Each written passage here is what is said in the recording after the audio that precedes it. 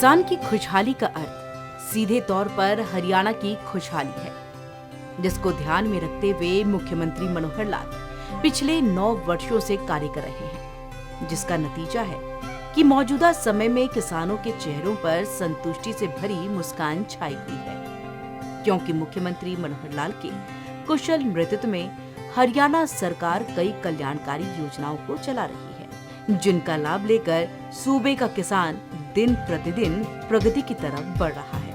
ऐसे ही एक प्रगतिशील किसान राजकुमार हैं, जो रेवाड़ी जिले के गांव मांझिया खुर्द में कई साल से कुल 7 एकड़ में बागवानी कर रहे हैं, जिसमें काफी अच्छी पैदावार हो रही है और जिससे अच्छा मुनाफा भी हो रहा है। कितनी एकड़ में आप बागवानी कर रहे हैं? मैंने कुल 7 एकड़ में बागवानी कर रखी है, जिसके अंदर मौसमी के बाग है 2 एकड़ के अंदर, 3 एकड़ के अंदर किन्नों का है और 1.25 एकड़ के अंदर बेर का और 1 एकड़ के अंदर हमें अमरूद लगा रखा है। इससे हमें बहुत ज़्यादा प्रॉफिट होता है और अच्छी पैदावार होती है और हम जो खेती करते हैं तकरीबन वर्मी कंपोस्ट के ही करते हैं इसके अंदर यूज़, और इससे हमें अच्छा काफ़ी मुनाफा होता है। वहीं उन्होंने कहा कि वो बाग में खाली जगह पर सब्जियों की खेती करते हैं, जिससे उन्हें मुनाफा भी डबल होता है।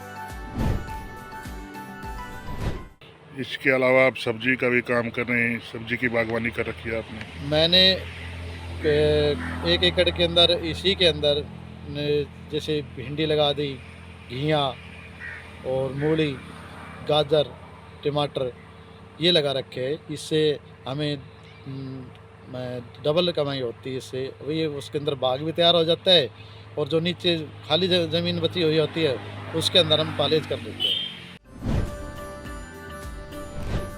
प्रगतिशील किसान राजकुमार बताते हैं कि किन्नू में प्रति एकड़ 2 लाख रुपए का मुनाफा होता है और मौसमी में 3 लाख रुपए तक की कमाई होती है, जबकि सबसे ज्यादा बेर की खेती में 5 लाख रुपए तक का मुनाफा होता है।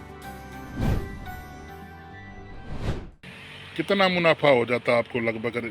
किन्नों के अंदर हमें पर एकड़ 2 लाख रुपया का मुनाफा होता है और मौसमी के अंदर 2.5 और 3 एकड़ करीब 3 लाख का मुनाफा होता है और बेर के अंदर 1.25 एकड़ किला है हमारे पास, ये हमें लगभग 5 लाख के करीब मुनाफा देता है।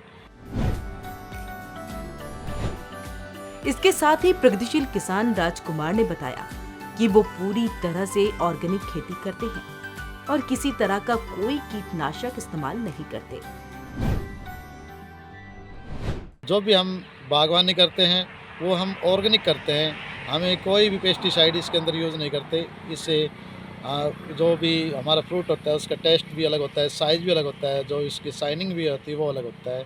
इससे हमें काफ़ी मार्केटिंग में भी काफ़ी सुविधा मिलती है और हम अपने उसका जो हमारे फ्रूट है जो भी है सब्जी है वो हमारे अलग से रेट से मिलते हैं। वहीं उन्होंने कहा कि वो गाय के गोबर, गौमूत्र, गुड़ और बेसन को मिलाकर खाद बनाते हैं, जिसका इस्तेमाल वो अपने फलों के बाग में करते हैं।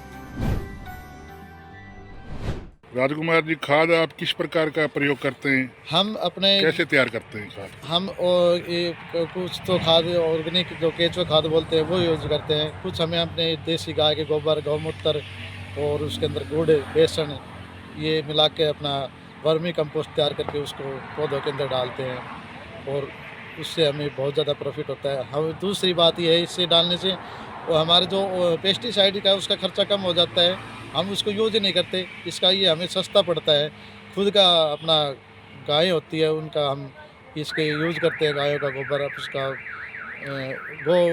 जिससे हम गौमूत्र इकट्ठा करके गोबर को इकट्ठा करके और इसके अंदर हम डालते हैं, जिससे अच्छा मुनाफा आता है। प्रगतिशील किसान राजकुमार बताते हैं कि ऑर्गेनिक फल और सब्जी लंबे समय तक खराब नहीं होती, जबकि रासायनिक खाद से उगे फल और सब्जी 1-2 दिन में ही खराब हो जाती है। आजकल कैंसर, लीवर जैसी बीमारियां हो रही है, क्यों बाजारों में कीटनाशक दवाई द्वारा सब्जी मिलती है, उस सब्जी और इस सब्जी में क्या अंतर है?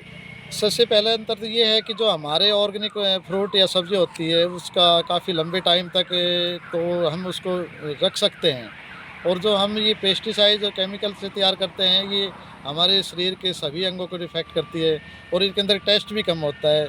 आप इनको एक दिन से ज़्यादा रख नहीं सकते। उनको जो हम ऑर्गेनिक करते हैं आप 7-8 दिन 10 दिन तक इसको खूब आराम से रख सकते हैं। इससे आपके शरीर के भी कोई भी साइड इफ़ेक्ट नहीं होता ऑर्गेनिक की चीज़ से। और जो पेस्टिसाइड होता है उससे तो हर चीज़ का नुकसान ही है शरीर के अंदर, लीवर को डैमेज होना या किडनी का फेल होना, जो भी ये कैंसर जैसी बीमारियां होना, ये सिर्फ ओनली पेस्टिसाइड से ही होती है। ऑर्गेनिक खेती करने से ये नहीं होती कभी किसी की। इसके साथ ही उन्होंने बताया कि परंपरागत खेती के मुकाबले बागवानी में डबल मुनाफा होता है। बागवानी में आपको लगा कितना मुनाफा हो जाता है? बागवानी में ऐसा है कि जब हम पारंपरिक खेती करते थे उससे डबल मुनाफा हमें इसके अंदर होता है, खर्चा कम होता है। फिर इसका एक सबसे बेनिफिट फ़ायदा ये है कि हमें अगर एक बार बाग लगा लेते हैं तो वो 20-30 साल तक तो ये सोचो कि आराम से वो चलता है, और उसके अंदर इन जो किसान भाई है अपना आराम से खर्चा निकाल लेता है, अपने बच्चों की अच्छी एजुकेशन दे सकता है, और अपना जो लाइफ स्टैंडर्ड है उसको भी बढ़ा दे सकते हैं। और पारंपरिक खेती के अंदर ये सब चीज़ें नहीं थी, नहीं हमें इनके अंदर मुनाफा मिलता था, बल्कि इसके अंदर परेशानी होती थी। इसके अंदर लेबर की भी समस्या नहीं है बागवानी के अंदर, और जो पारंपरिक खेती है उसके अंदर लेबर की बहुत ज़्यादा प्रॉब्लम आती थी। अब तो ये मैं तो यही कहूँगा किसान भाइयों से कि ज़्यादा से ज़्यादा पारंपरिक खेती को छोड़कर जो बागवानी है उसके ऊपर ज़्यादा ध्यान दिया जाए और इसे अपना स्तर उठाया जाए। प्रगतिशील किसान राजकुमार ने बताया कि मार्केटिंग में उन्हें बिल्कुल भी कोई दिक्कत नहीं होती, क्योंकि उनके खेत से ही फल और सब्जियों की बिक्री हो जाती है। इसके साथ ही उन्होंने ये भी कहा कि हरियाणा सरकार किसानों की हर संभव मदद कर रही है। मार्केटिंग कैसे करते हैं आप? हम हमारी जो मौसमी है, बेर है, हमारे यहीं से मार्केटिंग होती है। हम कहीं बाहर नहीं भेजते, क्यों हमारे ऑर्गेनिक होते हैं, इनका टेस्ट और साइज़ और कलर इनका अलग से ही होता है, तो हमारे यहीं पर निकल जाता है सारा माल। और जो ये हमें किनो है ये हम अपने मंडी के अंदर बेचते हैं।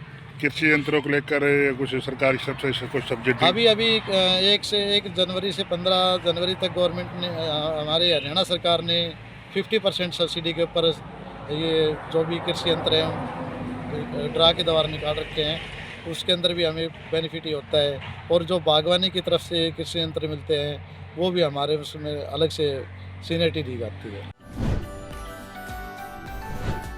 वहीं उन्होंने दूसरे किसान भाइयों से अपील करते हुए कहा कि परंपरागत खेती को त्याग कर बागवानी पर फोकस करना चाहिए। दूसरे किसानों को बागवानी को लेकर क्या कहेंगे भाई, ज़्यादा बागवानी की जाए? मैं तो सभी किसान भाइयों से यही कहूँगा कि अपने बच्चों का अच्छा भविष्य संवारने के लिए, अपना जीवन स्तर को ऊंचा उठाने के लिए पारंपरिक खेती को छोड़कर बागवानी खेती पर ज़्यादा फोकस किया जाए, और इससे मुनाफा आपको ये समझो पर एकड़ 2 लाख रुपए पर एकड़ आपको मुनाफा हर हाल ही में होगा। आज आप एक खुशहाल किसान भी बन गए हैं, क्या लगता है दूसरों को लेकर भाई बागवानी ज़्यादा प्रोत्साहन देना चाहिए? ये मैं तो यही कहूँगा, मेरे सभी किसान भाइयों से यही अनुरोध है कि पारंपरिक खेती में के अंदर कुछ भी नहीं बचता, और अगर आप इनको इसी तरह पारंपरिक खेती के पीछे लगे रहोगे तो आप हमेशा कभी अपनी लाइफ को, अपने जीवन स्तर को ऊंचा उठा ही नहीं सकते, नहीं अपने बच्चों को कभी कामयाब नहीं कर सकते। क्यों? इतना ही इसके अंदर प्रॉफिट मिलता है, बागवानी के अंदर तो डबल प्रॉफिट है। एक दूसरी बात यह है कि इसके अंदर आप एक बार पौधे लगाने के बाद आप 20-25 साल तक आराम से काम कर सकते हैं, उसके अंदर कोई दिक्कत नहीं है।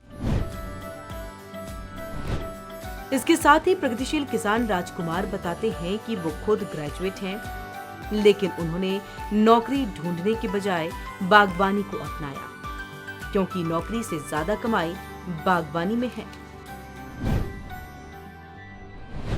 राजकुमार जी, आपने पढ़ाई भी अच्छी की है, कितने पढ़े लिखे हुए आप? मैंने 2000 के अंदर ग्रेजुएशन की थी, उसके बाद मैंने सिर्फ बागवानी खेती पर ही ज़्यादा फोकस किया।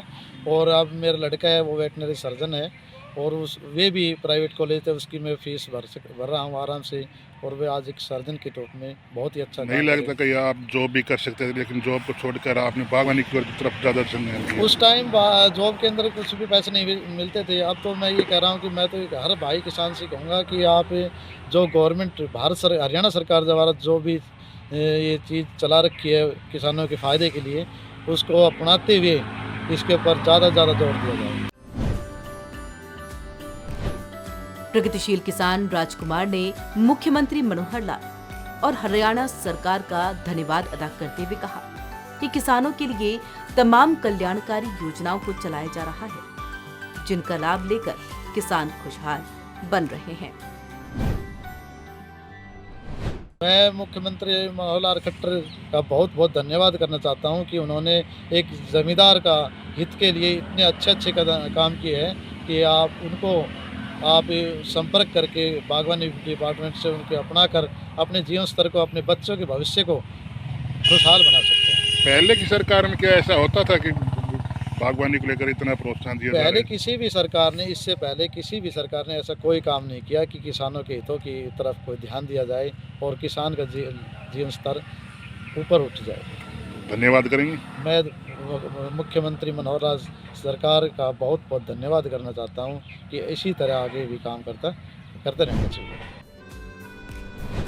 हरियाणा सरकार निरंतर किसानों को ऑर्गेनिक खेती के लिए प्रेरित कर रही है, क्योंकि मुख्यमंत्री मनोहर लाल का उद्देश्य है कि सूबे के किसानों की आमदनी बढ़ने के साथ साथ लोगों का स्वास्थ्य भी बेहतर किया जा सके। यही वजह है कि हरियाणा के किसान अब ऑर्गेनिक खेती की तरफ रुख कर रहे हैं, जिससे कृषि के क्षेत्र में हरियाणा विकसित होता जा रहा है।